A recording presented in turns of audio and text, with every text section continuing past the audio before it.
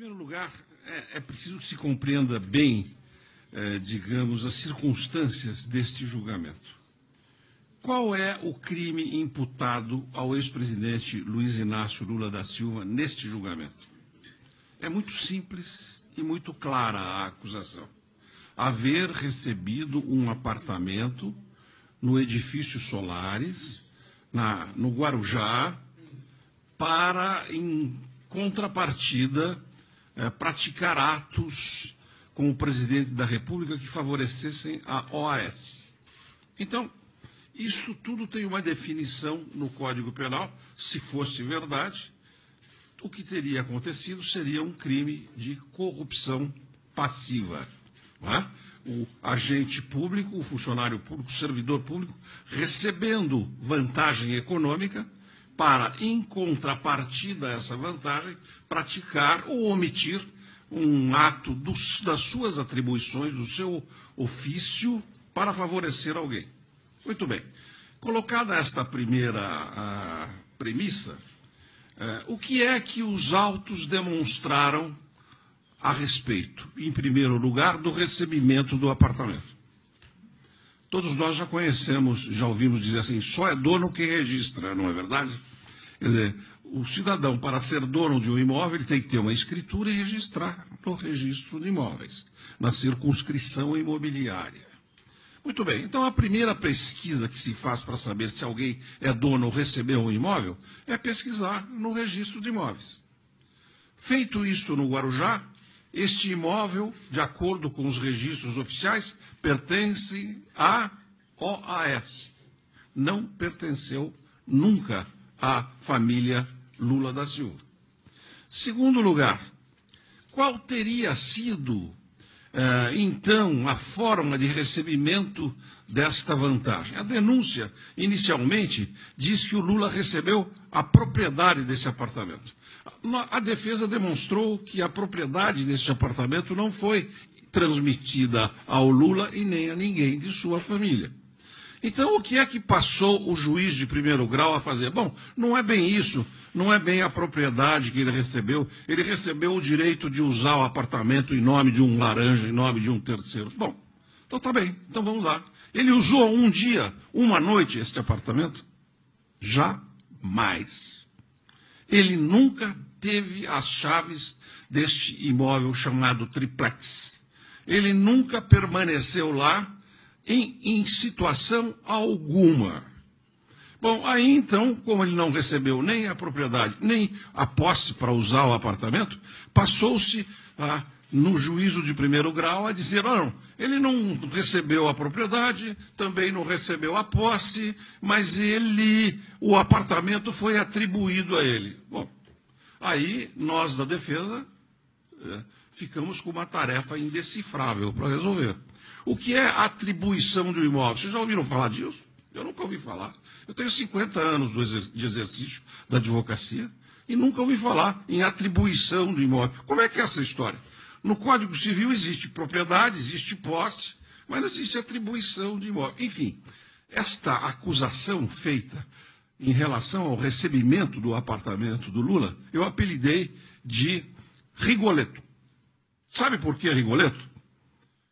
Porque Rigoletto é uma ópera que diz assim, La donna è mobile, qual più malvento, muda d'accento e di pensiero. Ou seja, a acusação muda toda hora. Ela é cambiante. Na medida em que a defesa desarma a acusação, ela parte para uma outra forma de imputação. Bom, isto em relação ao imóvel. Este imóvel, hoje, foi dado em garantia fiduciária, é isto, Valesca, pela OAS a um credor. Aliás, a OAS entrou em recuperação judicial, que equivale à concordata antiga. Não é? E na concordata ou na recuperação judicial, a empresa é obrigada a fazer o elenco, o rol dos seus bens. E adivinha quem é que estava nos bens que a OAS declarou? Sabe quem? Sabe quem? O apartamento triplex. Então, como é que ele pode ser, ao mesmo tempo, do Lula e ser da OAS que dá esse apartamento em garantia, uma espécie de hipoteca, a um credor fiduciário? Alguém pode explicar isso? Eu não compreendo como uma coisa possa ser e não ser ao mesmo tempo. Então, este imóvel, na verdade, foi oferecido à família Lula depois que ele tinha deixado a presidência da República. Só que ele não aceitou, não quis comprar. Foi oferecido a ele para comprar. E por que foi oferecido a ele? Porque muitos anos antes, em 2005, Dona Marisa, a esposa dele, tinha subscrito uma cota de pagamentos mensais para comprar um apartamento da Bancop. Lembram-se da Bancop? Era uma cooperativa de imóveis de natureza sindical em São Paulo. A Bancop foi mal economicamente e vendeu todos os seus empreendimentos para a OAS. Então, na verdade, a Dona Marisa já tinha subscrito e pago e declarado no imposto de renda e com depósito mensal no banco das prestaçõezinhas choradas, como todos nós fazemos para comprar um imóvel. Isso lá atrás. E só por esta razão é que, muitos anos depois, a OAS resolveu, como sucessora da Bancop, dizer o seguinte: olha, a senhora tem um crédito aqui, a senhora não quer comprar um apartamento? Não tem aquele, mas tem esse aqui que é muito melhor e tal. E sendo o Lula presidente da República, a OAS, obviamente, tinha todo o interesse em vender uma unidade no imóvel, no prédio, para um ex-presidente da República. Bom, isto em relação ao imóvel. Esse triplex, em resumo, não é, nunca foi e nunca será do Luiz Inácio Lula da Silva ou de qualquer uma pessoa de sua família, porque ele pertence à OAS, porque a OAS o deu em garantia, em hipoteca, a um banco, e nunca esteve em nome de Lula da Silva. De outro lado, assim, não, mas podia estar em nome da OAS, ele usava o apartamento. Ele nunca pôs os pés no apartamento para lá passar algumas horas. É esta prova que nós temos nos autos. Mas o tribunal resolve, como na fábula do Cordeiro e do Lobo, diz o seguinte: olha, o senhor Cordeiro, eu vou comê-lo porque o senhor está sujando a água que eu tomo. O Cordeiro diz: olha, mas eu estou abaixo de você, o rio corre de você para mim, como é que eu posso sujar a sua água? Ah, é verdade, mas se não foi você, foi seu pai, se não foi seu pai, foi seu avô, se não foi seu avô, foi seu bisavô, de todo jeito eu vou querer comer você. É a velha fábula do lobo e do cordeiro, não é? Bom, este é, então, o quadro probatório em relação ao apartamento que o Lula teria que recebido e que nunca recebeu. Eu diria com o Manuel Bandeira, é uma coisa que teria sido, mas que nunca foi. Ele está condenado por isso. Bom, mas vamos ao outro dado, ao outro elemento que compõe esse crime, que é a prática de um ato de ofício que favoreça aquele que dá a vantagem ilícita. Nós perguntamos durante todo o processo para o juiz, para os procuradores, para as autoridades, mostrem qual é o ato praticado pelo ex-presidente Lula que teria favorecido a OAS. Qual é o ato? Ele deu uma concorrência? O que ele fez? Onde ele decidiu? Qual é o ato administrativo que ele baixou para favorecer a OAS? Não existe. Como o crime exige que aconteça a prática de um ato de ofício para favorecer alguém que paga em troca disso, o que é que a justiça, o que o judiciário fez até agora? Falou: bem, sabe como é?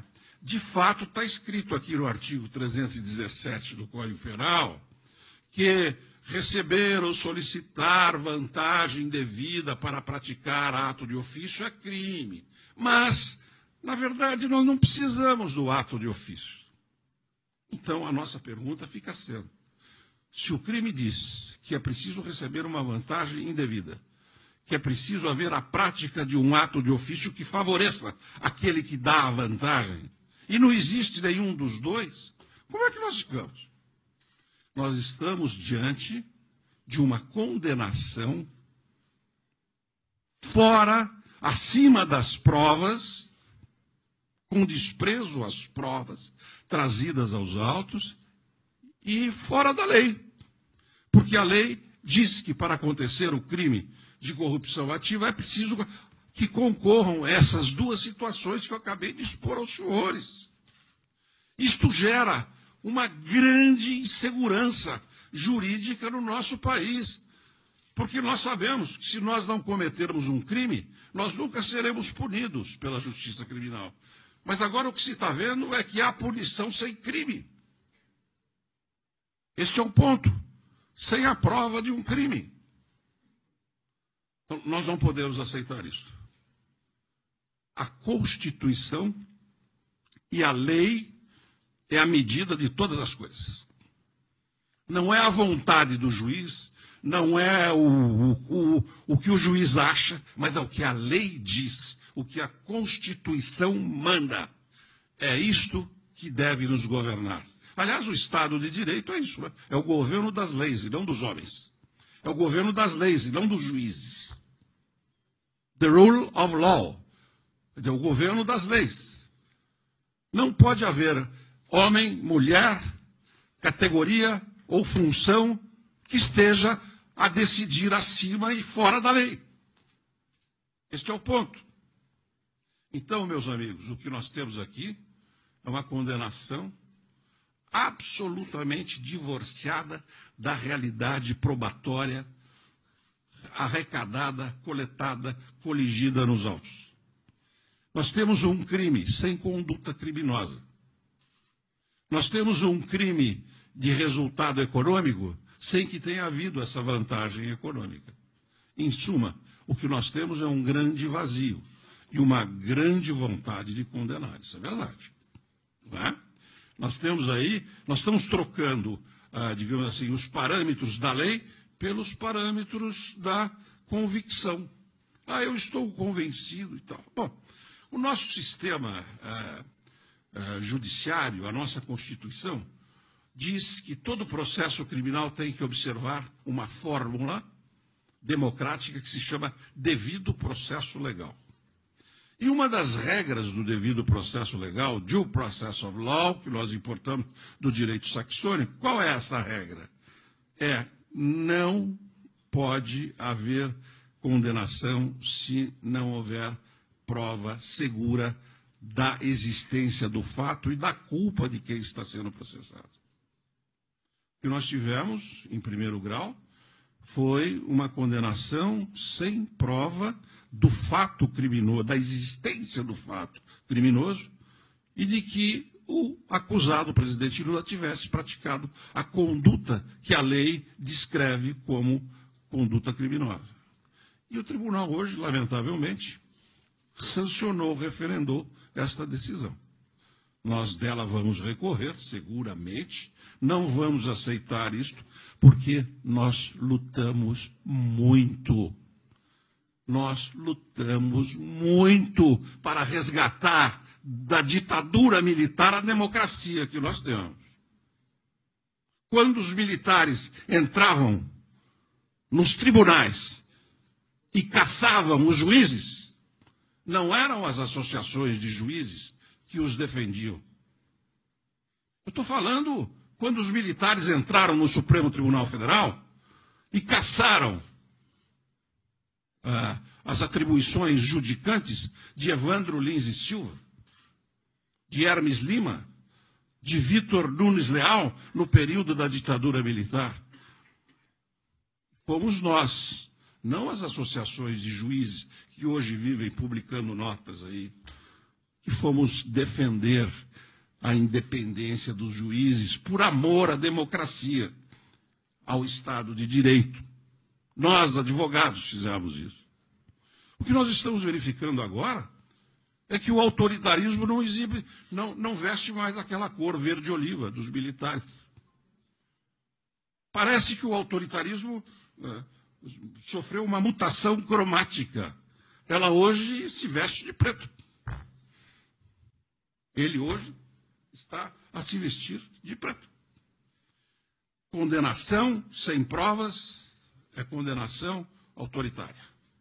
Condenação sem a demonstração concreta e efetiva do ato criminoso, é ato de autoritarismo contra a Constituição e contra a ordem democrática. Eu queria dizer aos senhores que nós temos sustentado isto durante todo o processo. Hoje nós ouvimos aí o seguinte: não precisa demonstrar qualquer ato do acusado para condená-lo. Isto está implícito, o ato de ofício que ele poderia ter praticado para favorecer, digamos assim, a OAS está implícito, e nós acreditamos na palavra do delator. Meus amigos, eu quero dizer uma coisa a vocês. Isto não é uma advertência da defesa de Luiz Inácio Lula da Silva. Essa é uma advertência de um sujeito, de um grande advogado, de um grande jurista francês que se chamava Chrétien Guillaume Malesherbes. Malesherbes, advogado de Luís XVI. Aquele que disse para a corte: senhores juízes, trago duas coisas: a verdade e a minha cabeça. Vocês podem pegar a segunda, que é a minha cabeça, depois de escutar a primeira. E foi o que aconteceu realmente. Não é? Então, o Malesherbes já advertia para o perigo de se dar crédito irrestrito à palavra dos delatores, porque os delatores têm interesse em atender à acusação para obter vantagens. O Malesherbes disse o seguinte: quando nós temos delatores à vontade, nós não precisamos de culpado para condenar as pessoas. Quando nós temos muitos delatores, nós não precisamos de culpados.